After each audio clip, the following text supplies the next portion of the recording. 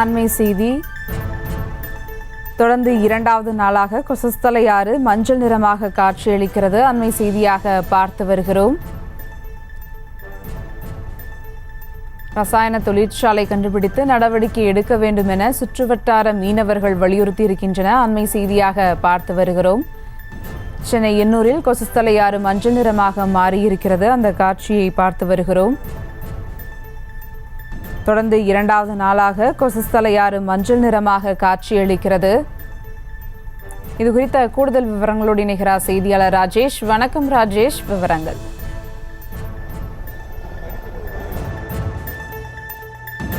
வணக்கம். தற்போது நாம் எண்ணூரில் இருக்கக்கூடிய கொசஸ்தலை ஆறு, அதாவது இந்த ஆறும் கடலும் ஒன்றாக கலக்கக்கூடிய முகத்துவாரம் பகுதியில் இருக்கின்றோம்.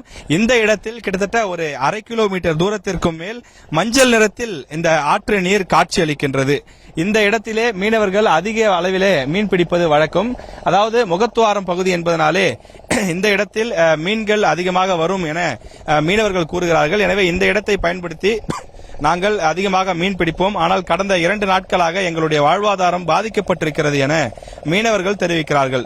காரணம், எண்ணூரை சுற்றிலும் குறிப்பாக மணலி பகுதியிலெல்லாம் அதிகமான அந்த நிறுவனங்கள், கம்பெனிஸ் நிறைய இருக்கக்கூடிய காரணத்தால் அவர்கள் கழிவு நீரை சுத்திகரிக்காமல் திறந்து விடுகிறார்கள். இதில் யாரோ ஒரு கம்பெனி திறந்துவிட்ட அந்த கழிவு நீரின் காரணமாகத்தான் தண்ணீர் இப்படி மஞ்சள் நிறத்தில் மாறியிருக்கிறது என்று மீனவர்கள் வேதனையோடு தெரிவிக்கின்றார்கள்.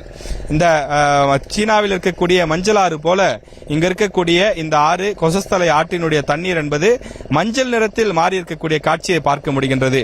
இப்படி தொழிற்சாலை கழிவுகள் ஆற்று நீரில் கலக்கக்கூடிய காரணத்தினால் மீன்கள் இனப்பெருக்கம் பாதிக்கப்படும் என்றும் மீன்கள் இங்கிருந்து ஆழமான பகுதிக்கு சென்றுவிடும் என்றும் மீனவர்கள் தெரிவிக்கிறார்கள். இதனால் ஃபைபர் படகுகளிலும் சாதாரண படகுகளிலும் சென்று வாழ்வாதாரத்திற்காக மீன்பிடித்து வரக்கூடிய மீனவர்கள் தங்களுடைய அந்த இயல்பு வாழ்க்கை பாதிக்கப்படுவதாகவும் தங்களுடைய குடும்பத்தினுடைய வாழ்வாதாரம் பாதிக்கப்படுவதாகவும் குறிப்பிடுகிறார்கள். இதற்கு முழுக்க முழுக்க காரணம் அருகில் இருக்கக்கூடிய சுற்றுவட்டார பகுதிகளில் இருக்கக்கூடிய கம்பெனிகள், அந்த நிறுவனங்கள் தான் காரணம் என்று குறிப்பிடுகிறார்கள். ஏனென்றால் அந்த நிறுவனங்களிலிருந்து வெளியேறக்கூடிய அந்த நச்சு வாயு, நச்சு எண்ணெய், கழிவுகள் போன்றவற்றை எல்லாம் அவர்கள் சுத்திகரித்து அதன் பிறகுதான் கடலிலோ ஆற்றிலோ கலந்துவிட வேண்டும் என அரசு வழிமுறைகளை கொடுத்திருக்கின்றது. ஆனால் அந்த வழிமுறைகளை பின்பற்றாமல் மழைக்காலங்களில் அப்படியே அந்த கழிவு நீரை திறந்துவிட்டு விடுகிறார்கள் என்று குறிப்பிடுகிறார்கள். அப்படி திறந்துவிட்ட ஒரு நிறுவனத்தினுடைய கழிவின் காரணமாகத்தான் இதுபோன்று தண்ணீர் மாசடைந்திருக்கிறது என்று குறிப்பிடுகிறார்கள். உடனடியாக மாசு கட்டுப்பாட்டு வாரியத்தை சேர்ந்த அதிகாரிகள் இதற்கு உரிய தீர்வு காண வேண்டும். இந்த தண்ணீரிலே கலந்திருப்பது என்ன மாதிரியான நச்சு பொருள், என்ன மாதிரியான அந்த வேதிப்பொருள் கலந்திருக்கிறது என்பதை கண்டறிந்து இதனை உடனடியாக அகற்றுவதற்கு தேவையான நடவடிக்கை எடுக்க வேண்டும் எனவும், இது எந்த நிறுவனம் இது போன்ற செயலில் ஈடுபட்டிருக்கிறது என்பதை கண்டறிந்து அவர்களுக்கு உரிய அபராதம் விதிக்க வேண்டும் எனவும் கேட்டுக்கொண்டிருக்கிறார்கள்.